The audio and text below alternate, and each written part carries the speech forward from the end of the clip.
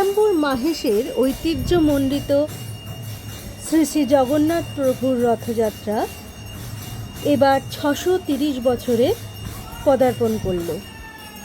পুরীর রথযাত্রার পরেই দ্বিতীয় স্থানে রয়েছে শ্রীরামপুর মাহেশ জগন্নাথ মন্দিরের বিশেষ রথযাত্রা উৎসব। এই রথযাত্রা উৎসব উল্টো রথের মাধ্যমে ইতিমধ্যে সুসম্পন্ন হয়েছে, সুশৃঙ্খলভাবে, অত্যন্ত শান্তিপূর্ণভাবে সুসম্পন্ন হয়েছে। ইতিমধ্যে সবাই এ বিষয়ে অবগত আছেন।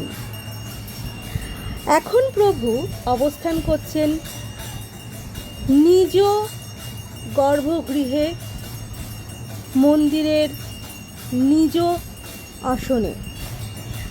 আজ প্রভুর অমৃত দর্শন ইতিমধ্যে সকলেই করেছে এবং আজ রসগোল্লা দিয়ে প্রভুকে ভোগ চড়ানো হয়। বহু দূর দূরান্ত থেকে দর্শনার্থীবৃন্দ, ভক্তবৃন্দ এতদ উপলক্ষে মাহেশ শ্রীপাঠ জগন্নাথ মন্দিরে এসে প্রভুকে ভোগ চড়ান এবং ভোগ প্রসাদ রূপে তা গ্রহণ করেন। অমৃত দর্শন করছেন প্রভুর। দেখুন নাট মন্দিরের কিছু খণ্ডচিত্র। এই প্রসঙ্গে উল্লেখ্য যে পশ্চিমবঙ্গ সরকার কর্তৃক এবছর এই জগন্নাথ মন্দিরে এক বিশেষ ভোগ বিতরণের ব্যবস্থা করা হয়েছে। উক্ত ভোগ বিতরণে দূর দূরান্ত থেকে আগত দর্শনার্থীবৃন্দ এবং ভক্তবৃন্দ সুশৃঙ্খলভাবে লাইনের মাধ্যমে ভোগ প্রসাদ গ্রহণ করেন। কেউ এখান থেকে খালি হাতে ফেরেননি বলে জানা গেছে। অত্যন্ত সুশৃঙ্খলভাবে ভোগ প্রসাদ ভক্তবৃন্দকে বিতরণ করানো হয়।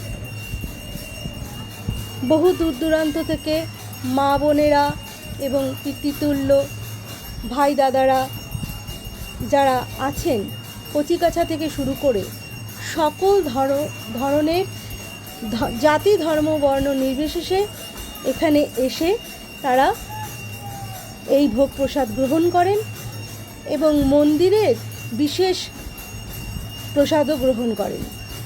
অমৃত দর্শন পান প্রভুর। দেখতেই পাচ্ছেন প্রভুকে আরতি করা হচ্ছে। আজ বিশেষ অমৃত যোগে শ্রীপাঠ মাহেশ জগন্নাথ মন্দিরে মহাপ্রভুর আরতি চলছে এবং এই উপলক্ষে অত্যন্ত আনন্দঘন পরিবেশ তৈরি হয়েছে ভক্তবৃন্দের মাঝখানে।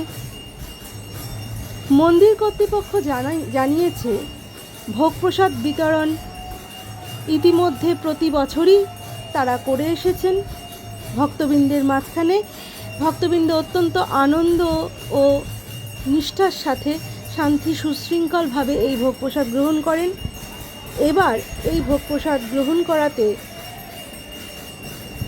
পশ্চিমবঙ্গ সরকারের বিশেষ ভূমিকা রয়েছে। মাননীয় শ্রী শুভেন্দু অধিকারী মহাশয়। এছাড়া এই উৎসবে উপস্থিত ছিলেন শ্রীরামপুর বিধায়ক শ্রী ভাস্কর ভট্টাচার্য মহাশয়